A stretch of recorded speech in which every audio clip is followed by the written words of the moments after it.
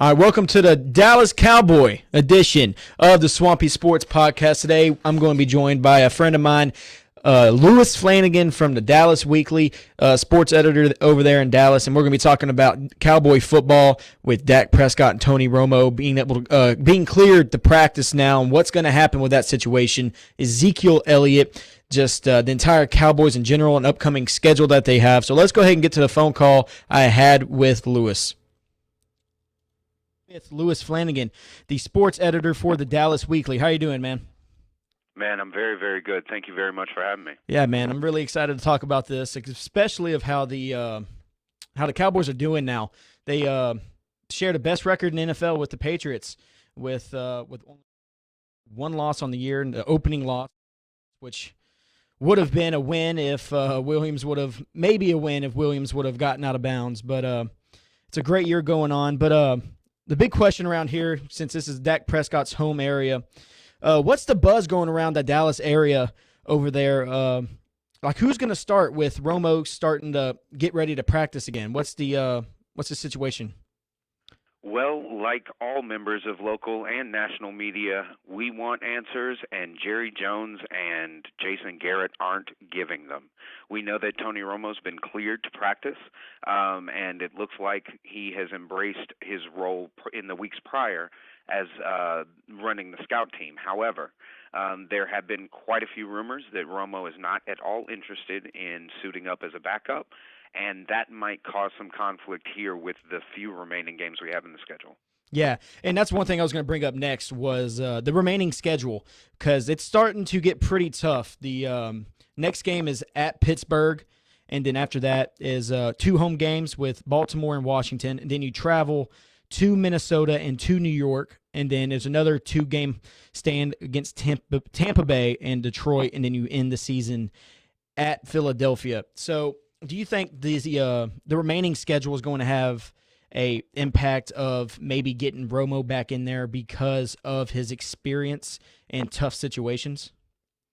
Unfortunately, at the moment, I don't. Not to say that I'm rooting against Dak Prescott. I just feel that the remaining Cowboys game schedule doesn't really provide many opportunities for Romo to have both his typical Romo Wednesday day off and have ample time to be prepared to get back into game action. They've got, as you said, Pittsburgh coming up. It's obvious with the medical staff just clearing him this week that a start on this weekend wouldn't really make much sense. Coming quickly after that, they've got Baltimore, not exactly the team that we all associate with the Baltimore Ravens name, but certainly not a slouch, and doesn't really give Tony Romo the best opportunity, and that would be a short week as well. Immediately after that, you got the Redskins on a short week for Thanksgiving. So it doesn't really seem like there will be an ample opportunity for Tony Romo to practice and to make sure he's game ready in enough time to do it before Thanksgiving. I think that if any time is going to be that time, look for Tony Romo in that Thanksgiving game, as it's a home game and there will be the most time. But really over the next 2 or 3, I don't expect to see Romo on the field.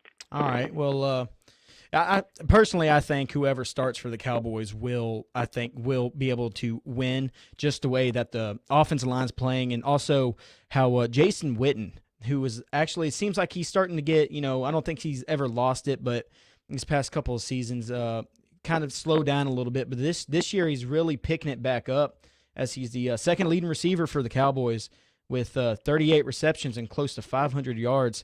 And it looks like he's back to where he was about 5 years ago, whenever he was in his real prime. And he's looking real good. And Cole Beasley, and how Dak Prescott spreads the ball around and gets Cole Beasley in the game. And then I think it takes some stress off of Dez Bryant as well, with Elliott also coming out of the backfield. But one last thing I want to talk to you about is, I've been hearing some talks on national media and the MVP talks, and Ezekiel Elliott is in some of the talks. Do you think that's fair? Do you think that's a good pick for MVP this year as of right now in the season? At this point, absolutely. As a matter of fact, speaking to that very point is a point you just made. This offense that we're dealing with in the 2016 season was constructed to be Romo friendly, to give him the most options down the field, as well as a solid running game, which would include the offensive line as well as a marquee back. The addition of Ezekiel Elliott has allowed whoever is playing quarterback the opportunity to, go through progressions without prejudice and quite literally throw the ball to the open man and the open man only. So kind of to backtrack to speak to the Jason Witten thing, after the spleen injury a couple years ago, I thought maybe he was done and he was slowing down. But what we're seeing now is the benefit of an embarrassment of riches. The more weapons they have, the easier it is for even Jason Witten in the twilight of his career to get open. That said, I do think Ezekiel Elliott is that difference maker. I mean, sure, there were a ton of backup quarterbacks who couldn't cut the mustard last year.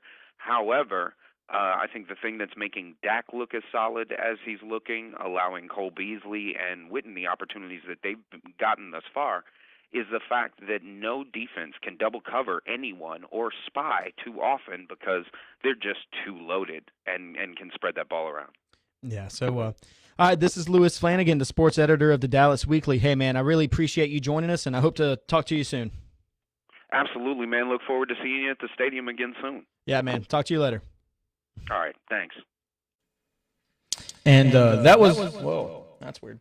Yeah, that was Lewis Flanagan. Thank you for coming on again. So next week we will have another podcast up. Hopefully Lewis joins us again. But the Cowboys are going to Pittsburgh this week, so that's going to be a tough matchup this week as they go up against Big Ben and old James Harrison on that defensive line. We'll see how Dak Prescott does with the pressure coming at him from Pittsburgh and the former Steel Curtain. So thank y'all for joining, and y'all have a blessed day.